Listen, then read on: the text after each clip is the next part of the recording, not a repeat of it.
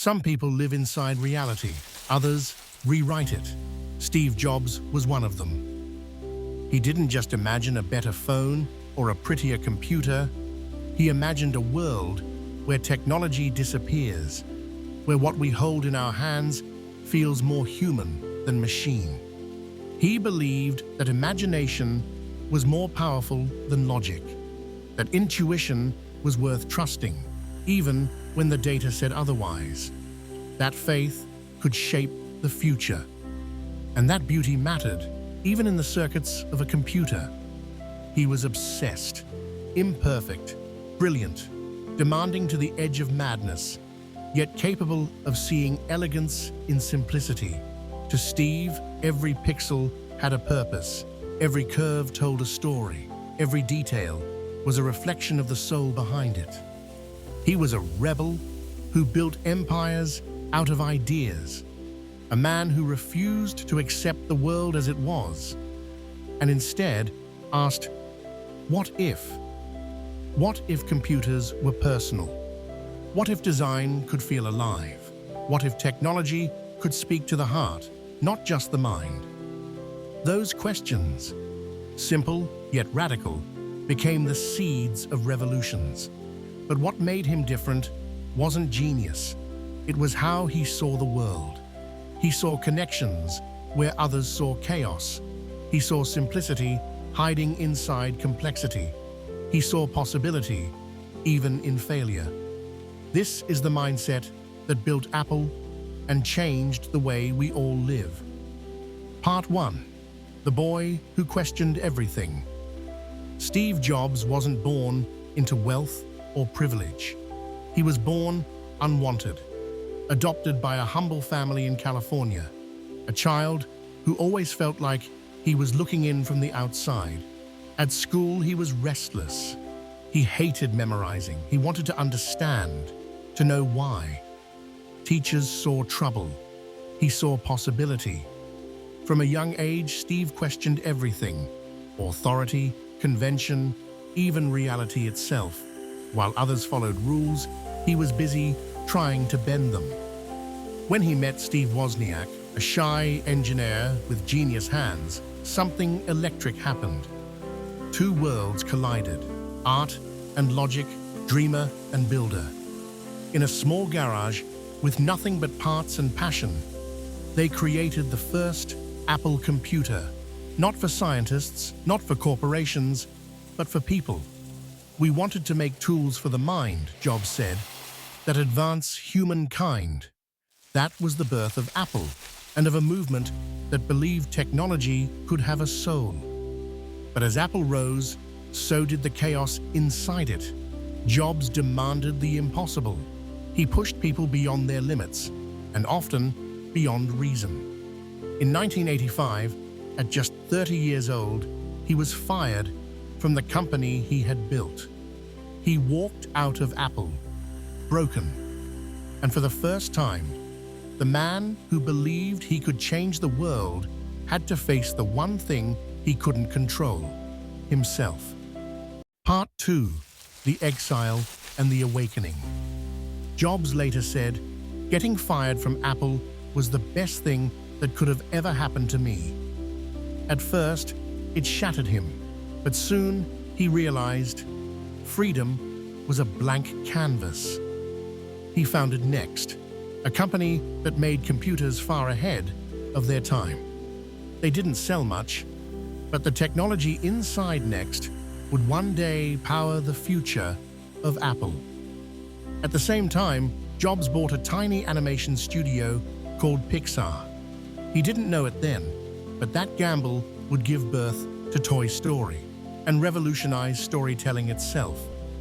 While building Pixar, Jobs learned something he had forgotten: that creativity needs patience, that beauty needs collaboration, that leadership isn't about control. It's about vision that others can believe in. He failed, learned, rebuilt, and with every failure, his vision became sharper. By the time Apple invited him back 12 years later, he wasn't the same man. He was still intense, still driven, but this time he had found his center. He had learned the power of silence, simplicity, and focus. Part 3. The reality distortion field. Inside Apple, people said Jobs had a strange force around him.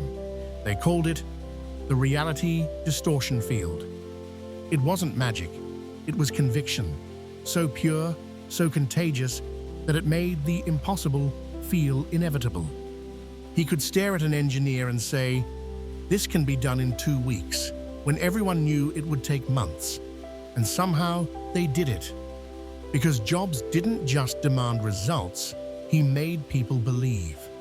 He once said, "Design is not just what it looks like and feels like. Design is how it works." To him, technology wasn't about features, it was about feeling. He believed every product should have emotion, a kind of warmth that connects human hands to digital soul. And that's what made his reality distortion so powerful. It wasn't about illusion, it was about faith made visible. Part 4. The vision that changed everything. January 2007. A dark stage. Steve Jobs steps forward with a small black rectangle in his hand. Today, he says, Apple is going to reinvent the phone. The audience laughs. They don't know yet that the world is about to change forever. The iPhone wasn't just a phone, it was a philosophy, simplicity made tangible, a bridge between human and machine. And behind every line of code, every curve of glass, was the same belief Steve carried his entire life, that great design is spiritual. It connects us, not through wires, but through wonder. Part 5. The legacy of vision. Steve Jobs died in 2011.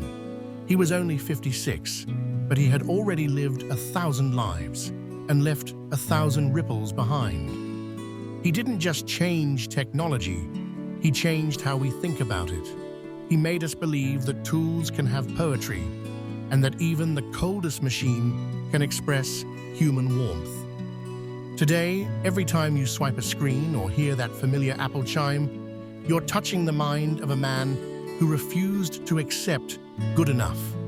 His story is a reminder that true innovation doesn't come from logic, but from love.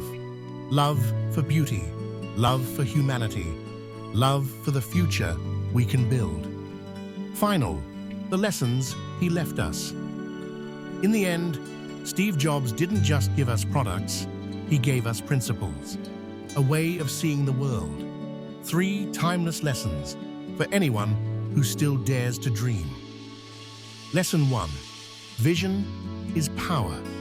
If you can see what others can't, you can lead them to places they never imagined. Jobs had a gift, the ability to look into the invisible, to see not just what was missing, but what wanted to exist. He saw music in a pocket before the iPod. He saw the internet in your hand before the iPhone. He saw beauty where others saw circuits. Vision isn't fantasy. It's clarity, the courage to hold on to a dream until the world catches up. Lesson 2. Simplicity is the ultimate sophistication. To Jobs, perfection wasn't when there was nothing left to add, but when there was nothing left to take away. He believed that clarity is kindness, that simplicity is depth.